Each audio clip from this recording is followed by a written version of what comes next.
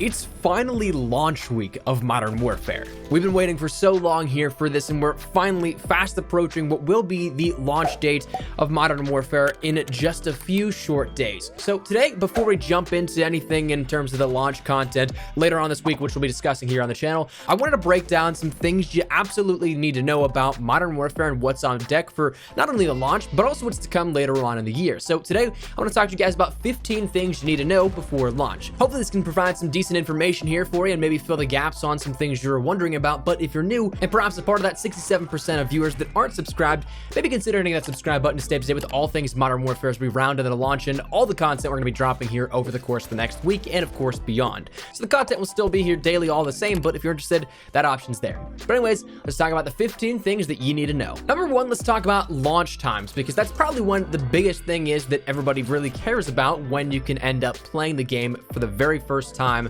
And that is something that is really regional. It comes down to where you're at in the world. For Xbox One and PlayStation 4, it's going to be set to midnight your local time going into Friday, October 25th. But for those in North America, it's going to be playable at 6 p.m. Pacific Standard Time, 7 p.m. Mountain Time, 8 p.m. Central Standard Time, and 9 p.m. Eastern Standard Time on Thursday, October 24th. By that time, of course, the rest of the world, though, will have the game in their hands. They'll be able to play it because, well, they're ahead in time zones. As for PC's launch times, though, this is where it's a little bit different. PC launches all at the same time, meaning that there's going to be some differentiation between various different times that consoles may launch it, and also whenever PC in the same country or time zone ends up getting it as well. PC ends up using one singular time to launch everything through battle.net, so that means that starting at 6 p.m. Pacific Standard Time, which equates out to 9 p.m. in New York or on the East Coast, 2 a.m. in London, 4 a.m. in Moscow, 9 a.m. in Singapore, and all the way up to noon in Sydney, Australia. On screen right now, you'll find a nice little time map, which will showcase a few more time zones than that of what we just listed, but you'll notice that the launch for places like Sydney is a full 12 hours after the launch of the game on console for these same exact time regions. So that's something to bear in mind as well if you're on PC versus Xbox One or PlayStation 4, but whenever you can actually start your download, though, is a different story. Let's talk about preloading next, because obviously a full game is a ton to download and install. If you're doing digital, of course, you have to download the entire game, which is upwards of, at its base, 60 gigabytes and up. So once we end up seeing the full game, that'll be, I think the number out there was like 140 gigabytes at the end of the year, something like that. But to end up downloading a massive part of that at the very beginning, you're going to want some time probably, because chances are that might be pretty strenuous on your internet. So this is something that it's actually live right now on PlayStation 4 and Xbox One if you have a digital copy. If you're on PC, this is a little bit later and you still have to wait just a tad, i.e. as of tomorrow, assuming nothing changes in when this video goes up and when it's scheduled to go live. But that means that on the 22nd, PC users can start pre-downloading on battle.net as well. Preloads are sectioned into packs, which kind of breaks it up and downloads slightly instead of one larger file dump to download, which does help as well. But of course, it gives you ample amount of time to end up downloading it before you jump into the game and experiencing it for the first time come launch. So should help you get everything ready and for a smooth launch, and you can just jump right into the game. As for what else to expect actually in-game once you download it and once everything comes out and you can start playing, well, let's start at the very beginning. Let's start with campaign, the narrative that we've been missing for the last year with Black Ops 4. Campaign is a soft reboot of Modern Warfare, meaning that they're going to be using some of the same likelihoods. The biggest that we've seen thus far is that of Captain John Price. It's presumed that we'll see more throughout the rest of the campaign, and what other surprises they may tie in there as well for names thrown out. But we can likely expect a few callbacks and references and even direct tie-ins playing on those strings of characters that are familiar and in some cases you may already know. As for if it's going to be directly tied to anything, like is it going to be tied to Modern Warfare 3's ending? Is it going to be tied to Modern Warfare in 2007's ending? How about Modern Warfare 2?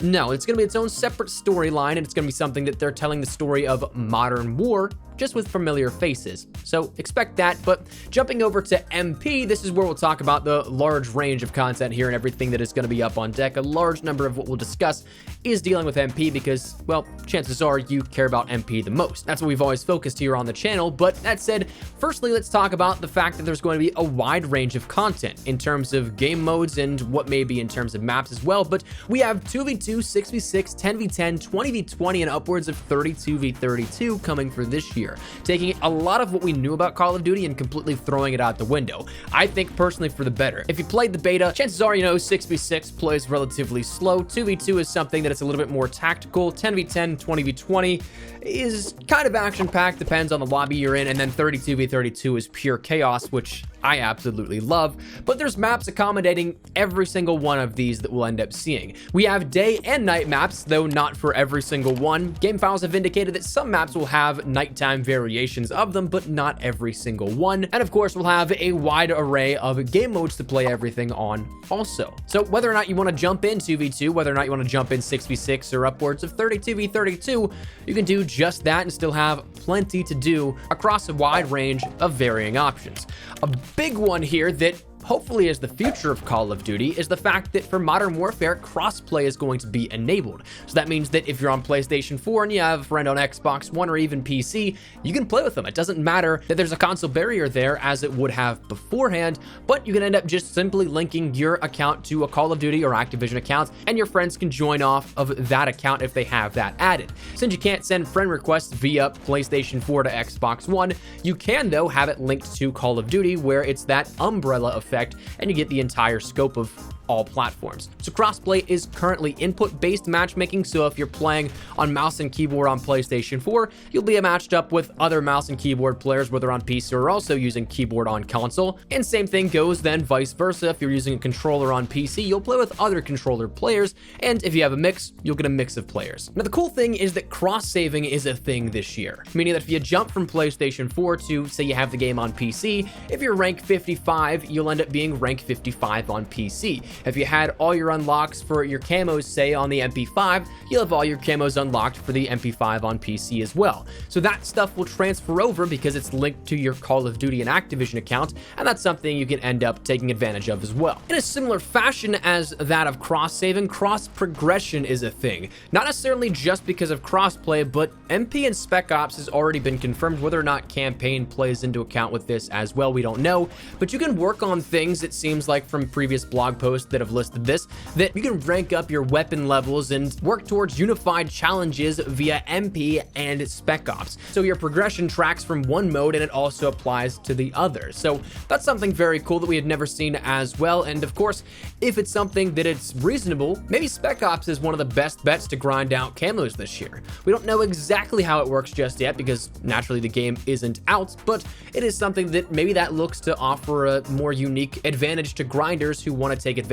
of those camos or challenges out there that could be utilized in both MP and Spec Ops. Now, outside of that though, talking weaponry and maybe grinding out some weapons, there is an absurd amount of weapon customization and depth this year. Weapons that we saw in the beta were upwards of level 50, if I'm not mistaken, and that wasn't even close to what is done in a lot of cases apparently. So I'm expecting weapon ranks of upwards of say 70 or 80 perhaps with rifles. I know that we saw some differentiation between max levels of say rifles and SMGs, so whereas SMGs were slightly lower than the rifles, maybe that's something where the rifles go up to 70 and 80, SMGs go up to 50 or 60. We'll have to wait and see whenever the game fully comes out, but there's going to be a lot to unlock, and of course with each attachment customizing how your weapon actually looks, you're of course going to be able to make a ton of unique weapons here throughout the rest of the year, and that's awesome. And talking customization a little bit in terms of how you can make your weapon, it seems like there's going to be an absolute insane amount of camos. A blog post recently that detailed the rank progression and everything coming in MP also detailed the fact that there will be over at base 100 camos per weapon. Now I'm assuming because it says per weapon that is something tied with the mastery challenges or things like that we'll end up seeing for a max camo, like we said how we've previously had gold, diamond, and dark matter, whatever the equivalents are here in this game. Maybe that's the case, but 100 camos is certainly a lot to work towards and a lot to grind out. That's going to be something that keeps players active and engaged for quite some time. Again, another thing keeping players engaged over a hopeful longer period of time is that of the new introduction of seasonal operator ranks. So the way that ranks work in Modern Warfare is that you'll have your enlisted ranks, which are your standard level 1 through 55, but once you reach 55, you'll enter into the officer ranks, which is another 100 levels after that will reset seasonally. But the nice part is the distinguished ranks of enlisted and officer ranks. Once you reach 55, survive in the enlisted ranks, you will never again have to unlock your weapons, perks, field upgrades, kill streaks, and everything that comes along with that. You will always have that stuff, and the only thing that will change is your seasonal rank, to which you can work toward challenges every single season. So that's something that over time, as your rank resets, maybe that'll bring back more players 6, 7, 8 months down the line than it did in previous years, where players kind of accomplished everything they wanted, very top heavy and very upfront with the launch of the game, and then didn't really have a need to come back. So that's something that'll be introduced as well. In terms of keeping players engaged a little bit further as well, we also got a little bit detailed about mission challenges, which we learned are sequences of challenges chained together, multi-step things that will reward you with special rewards at the end of that. My personal theory is that that is something that is going to be like the World War II orders, but in a sequence where you have to chain together multiple of those to end up getting an ultimate reward. Whatever that may be, your guess is as good as mine, but it's certainly going to be interesting to see how it keeps players engaged. Post-launch, it's going to be something that is very nice, though, that we see DLC is going to be given to players for free. There's absolutely no season pass as of detailed right now, meaning that maps and modes will be given to players for free, and the nice part is that it is at all one singular time. Every single content drop will be across the board, PlayStation 4, Xbox One, and PC, all at once. No more 1 week exclusivity like we saw in Black Ops 4, no more 1 month exclusivity like we saw beforehand whenever we had the standard deals for PlayStation 4 and Xbox back in the day, but instead everything will be free to the player and of course all at one time. Another cool thing on top of that is that apparently it's seeming to be the case that for the rest of the year and for the rest of Call of Duty, there's not going to be any more loot boxes. Now, that is something that, of course, you can approach with some optimistic skepticism, which is totally valid, and I understand why. We heard similar things in Black Ops 4, and then we saw how that turned out, but it is something that apparently the executives of the company are kind of tired of the reputation that microtransactions have given them. So instead of seeing loot boxes, we'll see a premium and a free battle pass system introduced, in which you can get items for absolutely free by ranking through the tiers of the battle pass, but you can also pay for extra things that you'll unlock along the way, and will apparently have a direct-to-purchase shop as well coming at some point. So taking Black Ops 4 system and slightly morphing it into what is hopefully a better version of that, but that's something to consider as well.